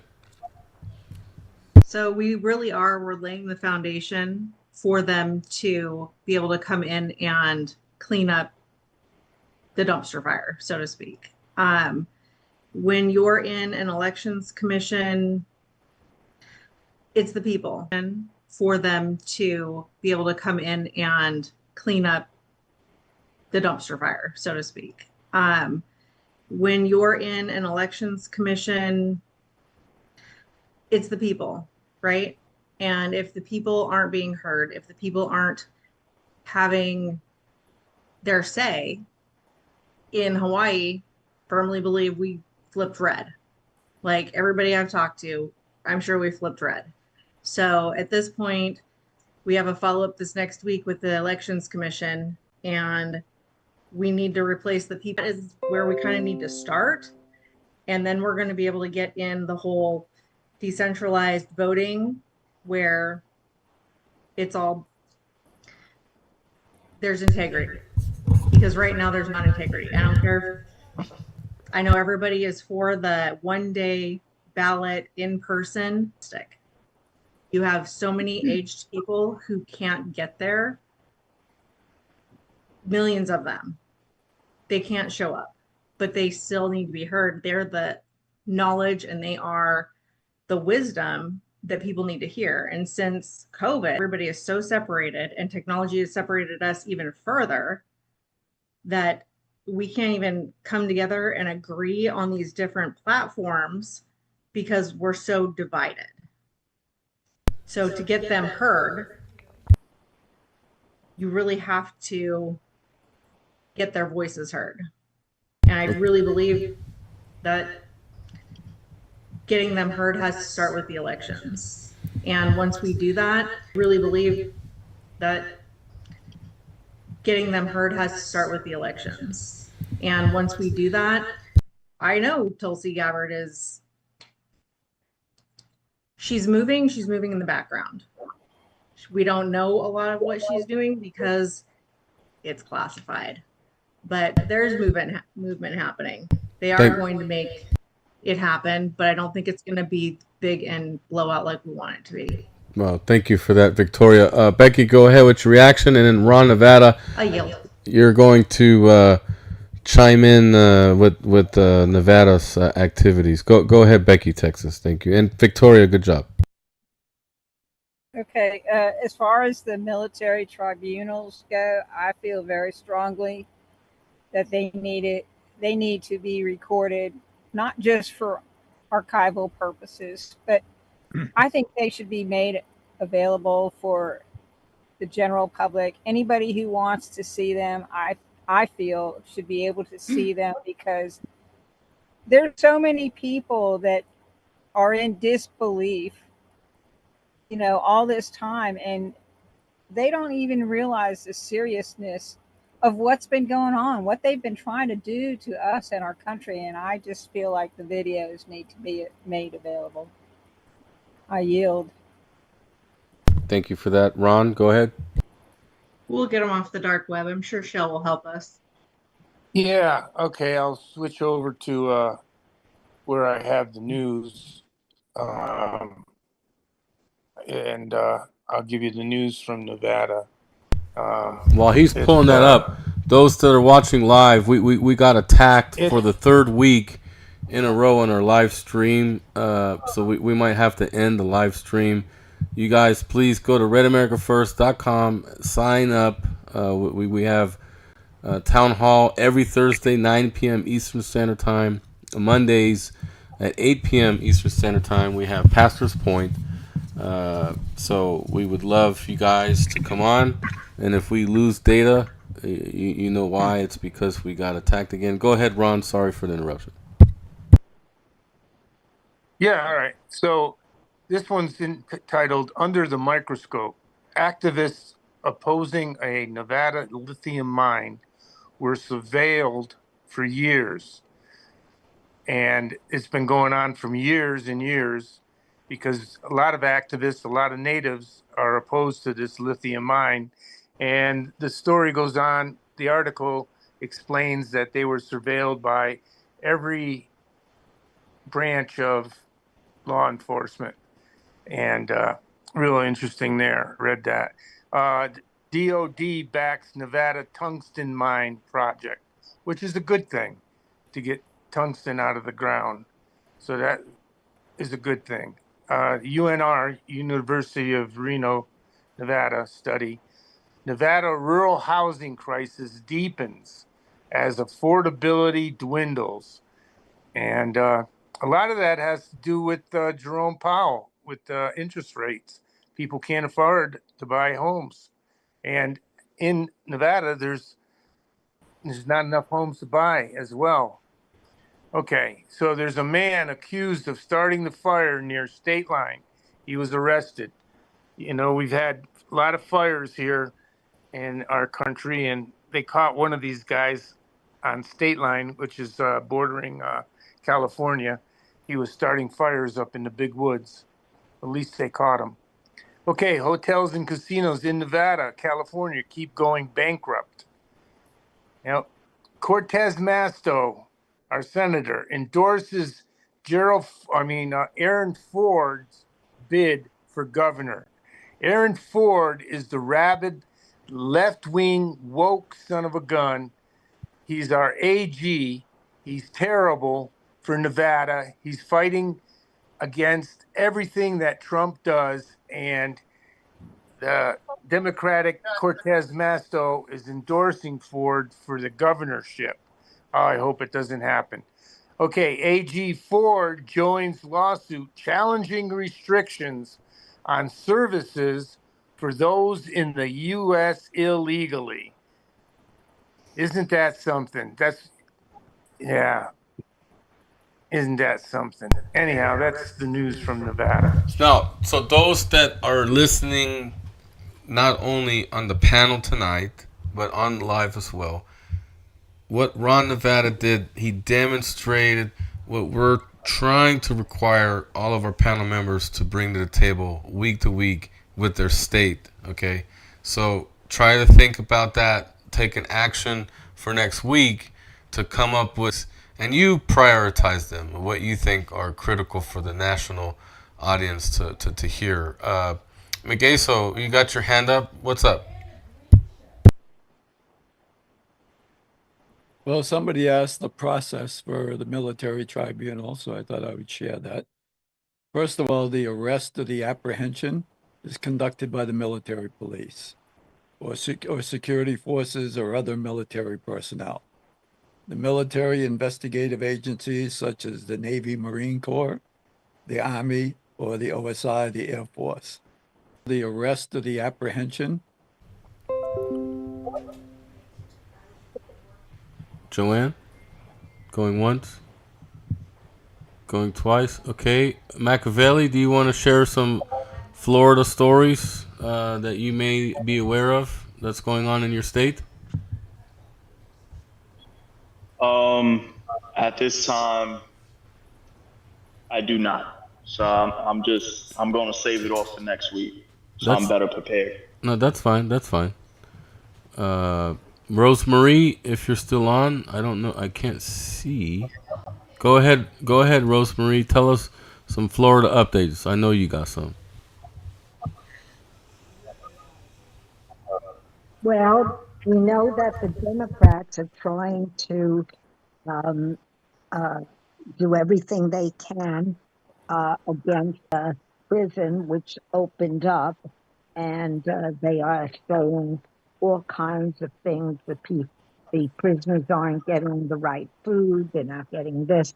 They are trying to demonize the that prison, but we do need it because there are so illegal aliens that need to be imprisoned, and I'm glad that they have done it.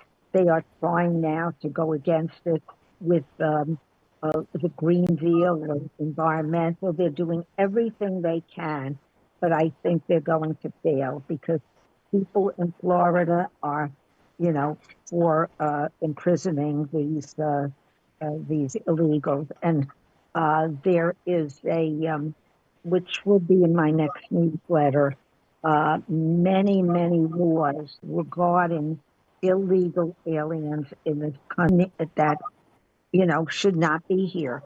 If you come in illegally, it is a crime. And there are many laws which uphold that. And I will be detailing some of that and describing them in the newsletter. So I won't go into it now, but it's very interesting, very, very interesting. So that's one of the things going on. And of course, yes, I'm sorry, go ahead. If you have other topics, go ahead. Okay, well, they're also looking to reduce the property taxes and so forth. They're looking at many things. And by the way, Florida is one of the states to live in as far as taxation and so forth. Is a very interesting data chart which shows that Florida is i- really excellent in comparison to the boat. There are many things going on, but I won't, monopolize. I want to give other people a chance. Oh, that's fine. This is what the intel round's for. So you could bring up another topic. If not, we'll pass it on to Brett, Florida, before we leave Florida. Brett, Yeah, go go ahead. ahead. You can pass it on. Hi, good evening. One thing I wanted to mention that's not specific to Florida, but the U.S. Embassy in Thailand has issued a security alert, rocket and artillery fire between Thailand and Cambodia forces. And I think we look at this, this may be a distraction that China's pushing as they're working toward Taiwan and agitating things down there. Closer to home, what the power of this networks that are running across, and it's a local issue, but my Starlink went out. I only use Starlink, and it was out for some hours today. And normally that's not, it just happens. But also my friend in Washington, he said, "Oh, my Starlink is out." So I wonder if anybody else happens. But also my friend in Washington, he said, "Oh, my Starlink is out." So I wonder if anybody else uses Starlink if they had an outage today, because that's a trend I'd like to start tracking. Yes, actually, I would like to comment on this. So whenever you have a whistleblower that comes forward, they use that whistleblower as a distraction to move pertinent information via the dark web or other access points. And it's it's the trend. It's what happens. If that's helpful. All that stuff, partial truth, and then there's the things that they're not telling you about. That was a huge thing. Then there was the death of Ozzy, information about that coming out.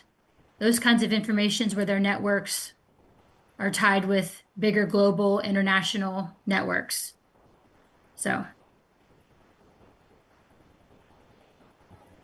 Yes, Cambodia did attack Thailand, and Brett brings up a good point that this could be a distraction, so China could go right into Taiwan, and boy, I worry about that, because we're getting closer to the global conflict, and Trump gave the ultimatum to Putin. He's got so many days, and all the information that we've been talking about that was going to come out seems like it's going to be coming out during this ultimatum phase.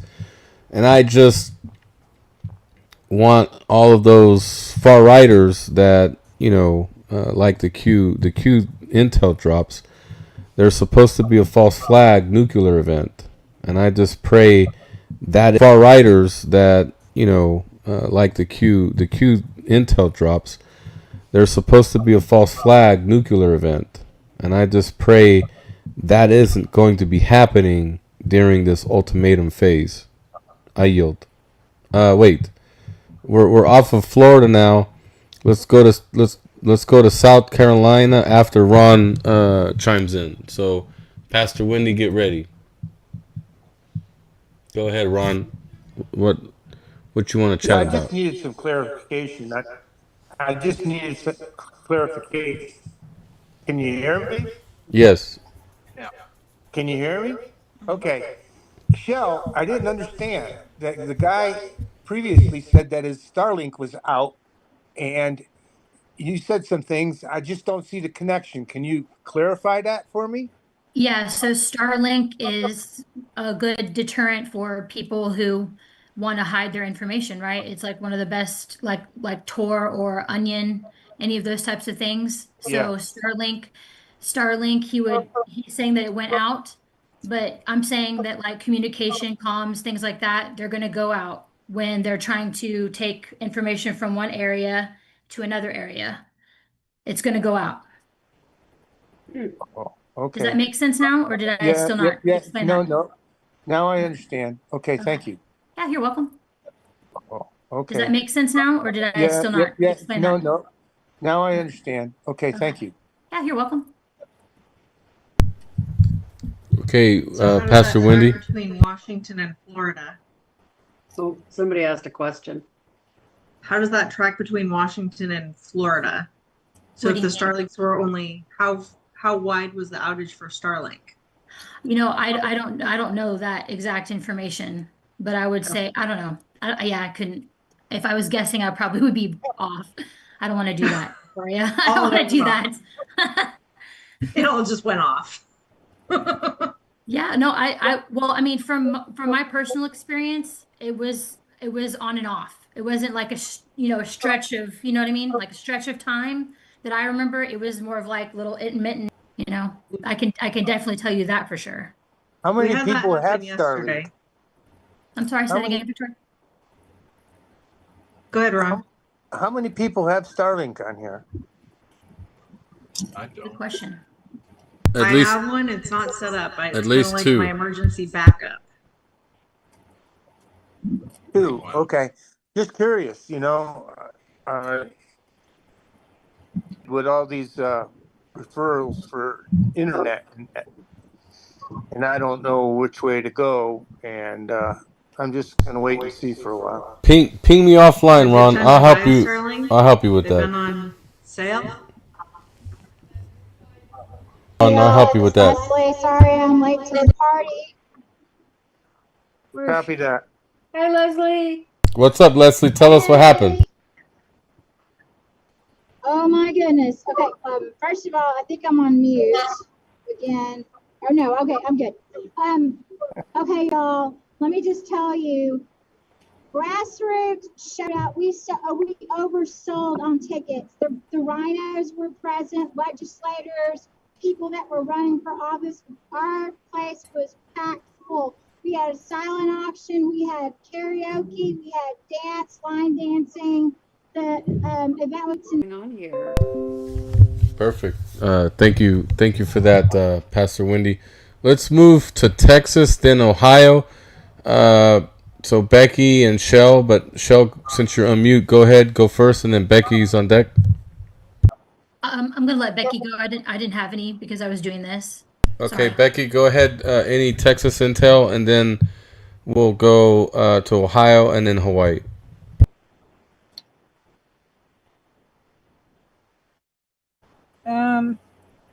Well, about the flood, last I heard is there's only 3 people missing now. And politically speaking, I heard an advertisement for John Cornyn a couple days ago, and apparently they're still throwing a lot of money at him, but I don't think he's got any chance of winning. But he's also in his ad insinuating that he's got Trump's support. So that'll be interesting. See how the other ads come out. That's all I've got for now. Okay, thank you for that. Rob, Ohio, go ahead.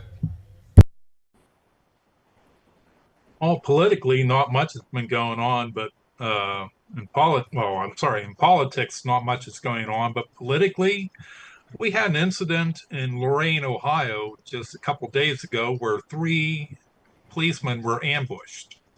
That's unusual for Ohio.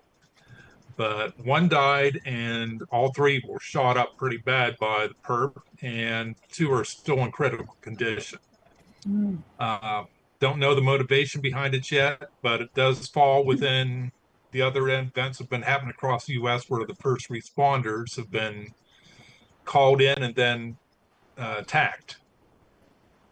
That may be some foreshadowing of things to come. And the only other thing that I have is fallout from the Big Beautiful Bill.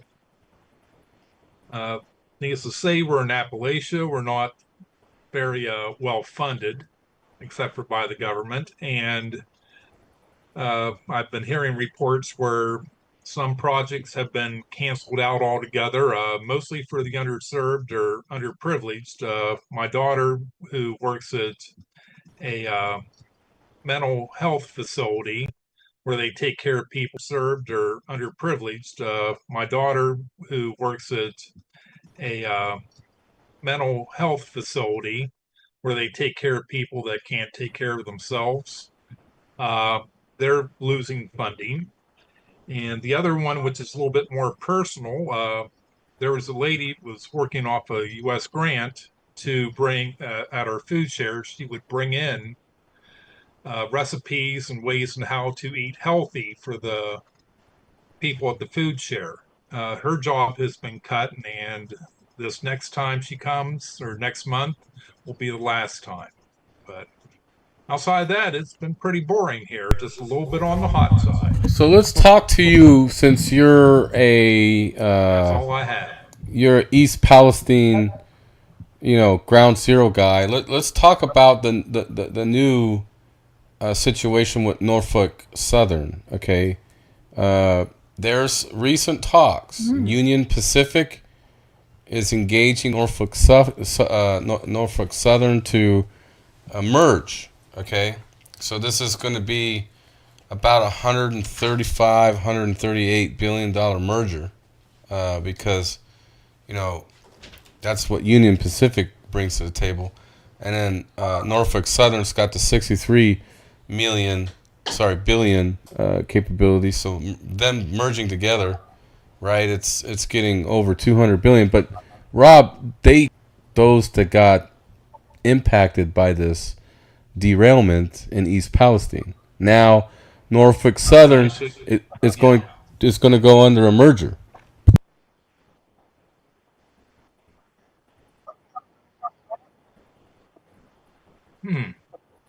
Wonder what that's going to do to all the settlements then.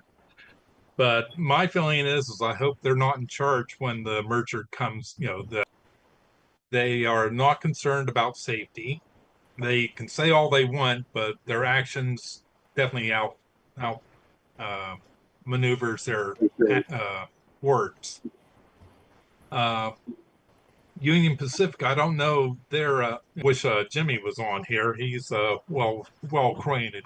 Yeah, they could just be trying to get them out of the way. But the problem is if they do merge, they will have even more control. And when they have the control, they're not worried about, they're all about the money, not about the people. So the bigger they get, they may become too big to fail, which right now is, I guess, from some older agreements with the government, there's not much you can do to them. But if they get so big where they can dictate and use the powers they already have, it won't be good for the people. So hopefully the Trump administration will put the kibosh on that. Copy I wish that. they were broken up a little bit more to give them less political clout. Copy that. Thank you, Rob. Megaso, you'll kick off the whole. I haven't heard anything about it yet. Okay, well, it's out there, Rob. Is that Ashley? I was saying that the merger is out there, Rob. Thank you. Megaso will kick off Hawaii, then Victoria, then Susan, then there's also a Logan. So any Hawaii people that I didn't mention, just line up after Logan. Go ahead, Megaso, and then Victoria, and then Susan, and then Logan. Thank you, guys. I've spoken a lot tonight. All I'll say is our tyrannical governor. I call him Josh, Dr. Death Green. Is moving forward with his tyrannical policies and not serving the people, but I'll let Victoria and Susan and Logan, anyone else, fill you in on the rest of Hawaii from their perspective. Thanks, Megaso. And what Rob said actually really hit home. Thanks, Megaso. And what Rob said actually really hit home. They're scrambling. They're getting the money. Governor Josh Green, signed in 90 emergency proclamations. Why? We have no emergencies. We had a little brush fire, last week, a couple weeks ago in Oahu. He's scrambling for money because when it comes down, he who holds the money holds the power. So that's where I think it's going, is that they're scrambling for that money because they feel their power. They're losing their power. We have a lot going on in the Elections Commission. Yesterday, we have like a short notice Elections Commission meeting coming up. I'm helping with the vote count for Big Island because we were over 19,000 ballots were inserted between county and state for the general election. A short notice Elections Commission meeting coming up. You sit down and then people will, the narrative is playing right now for everyone to understand the crimes. And this is the education. So you're getting the Barack Obama 101, but people need to take a look at his family, who his parents are, who his auntie is, what his grandmother did, with his birth certificate. It's an interesting trail to follow. And I'll leave it at that. And then just wanted to remind you again, as far as the nuclear event, it's a nuclear scare event, not a nuclear event in itself. And there was Tsar, who his auntie is. Thank you everybody for discussing that. I won't read what you're saying, but and I did send Ashley the link. So if you want the link to join us, we in Hawaii could use all the support we can get to deal with the people who are trying to stall out momentum with transparency and accountability and disclosure with the election anomalies that we're dealing with. And I understand that Seth Keshel did a Substack too on Ralph Kushner, who is one of the standouts, is trying to expose the election anomalies and hold accountability. And he has had repeated court challenges and it still continues to pursue that. Ralph Kushner, who is one of the standouts, is trying to expose the election anomalies and hold accountability. And he has had repeated court challenges and it still continues to pursue that at whatever level he can and what little cost he's able to afford. Top. I think he's in the spotlight, and I don't think he's the top of the food chain. I think he's just a pawn in the rest of this. There's going to be a lot of heads that roll, but I think it's a scare tactic for him to get to and over again. So there's that. So they're doing all those confirmation hearings. I also worked the election this year on Oahu. I was one of the ballot openers and closers because I wanted to see what that process looked like. I started asking questions and then we weren't invited back. So I think that was a telltale sign that some things just weren't the way they were supposed to, especially about the signature on the form. And they were like, you keep asking questions, then we don't need your services. And it's like, well, that's my point, is I did back. So I think that was Ohio and all over this nation under God. So let's see, who in Hawaii did I forget? Because if I didn't forget anybody, then we could go to another state. Wait, Calais on. Hang on. Update from them. We'll give them 5 minutes. So hang on, let me call on them. And then, Jimmy joined Rob to talk about the merger and what he thinks about it. So 1 second, let me get Calais up here.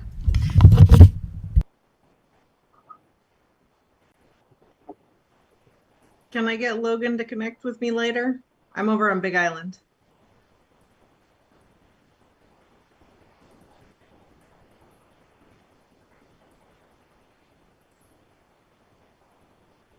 You got a thumbs up.